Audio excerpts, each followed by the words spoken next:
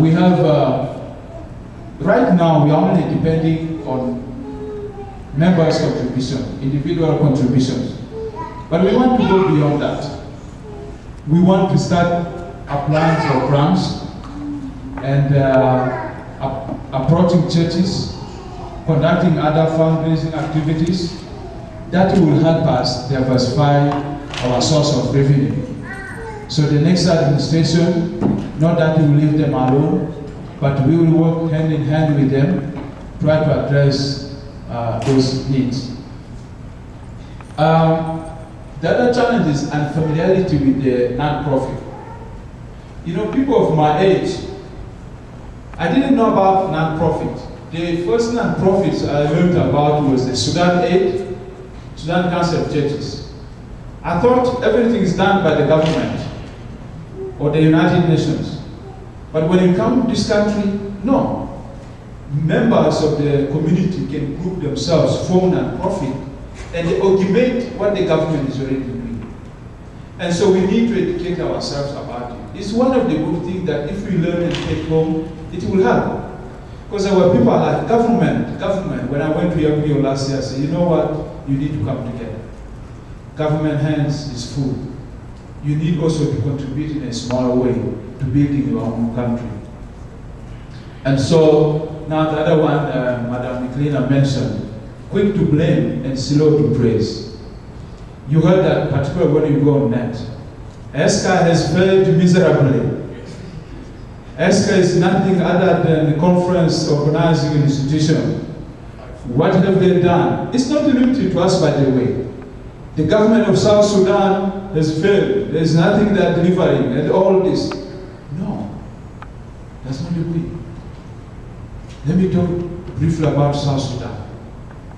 In 2005, when agreement was signed and you people moved to Juba, there was no desk, nothing. There was no law.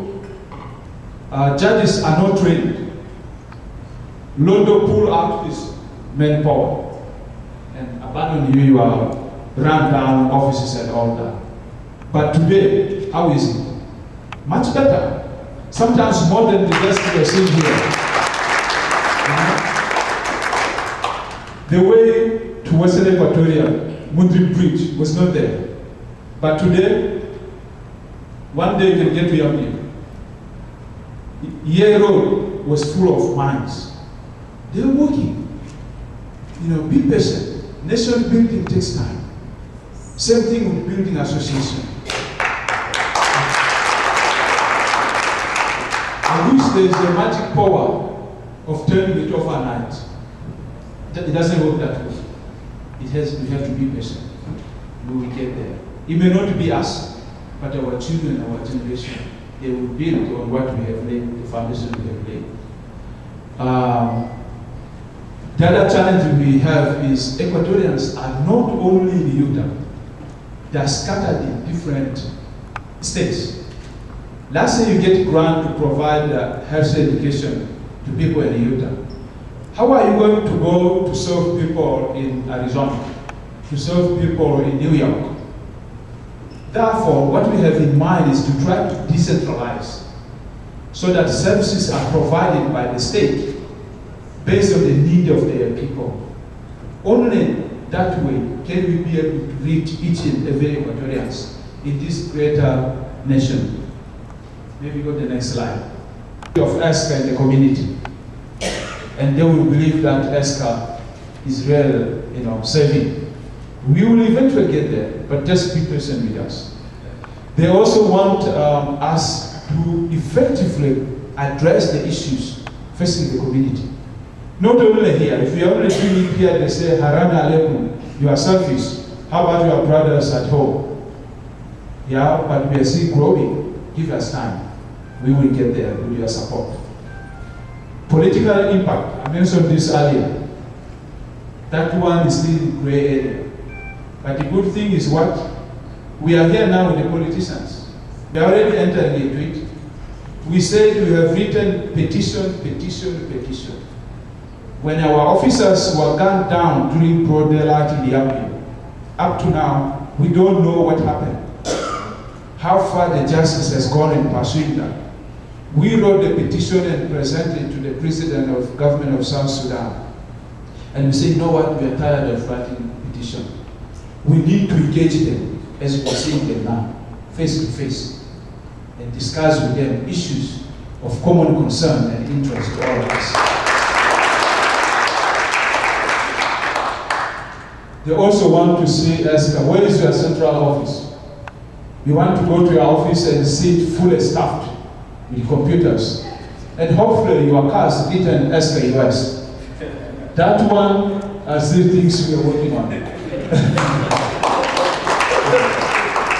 Today we are doing the possibility, and miracles will take a little longer.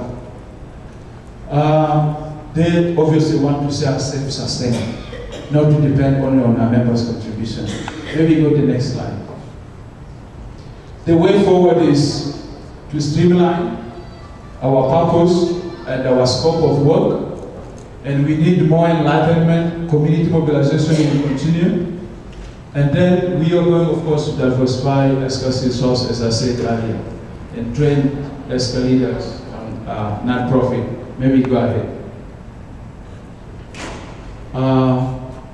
Can we learn to praise loudly and criticize softly? That's what we see here with the Americans saying, great, great. But when you do something Americans don't want, they will not talk. They will not talk, and you know, no, they're going the wrong way.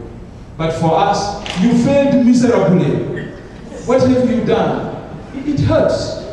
You know, it hurts. First of all, for those of us who are volunteers, you are like, what? After all that sacrificing? If that's the case, next time it's going to be hard. We need to change that mindset. You know, not that we should not blame, but you know, in a mild way, we get it right.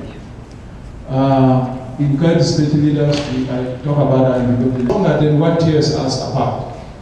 This was said by President Obama, and I think the same applies to us Equatorians. May we go to the next slide, please?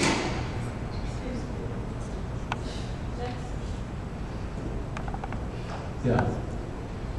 The only thing that is holding us back is us, nothing else. It's up to us.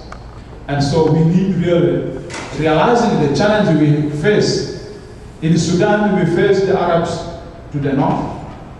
We face competitions within for the power for sharing cakes. We face disease, poverty, and ignorance. We are amid it, but it's up to us to stand up to the challenge. Now, that's the way. You said we are very big about unity and progress. That's the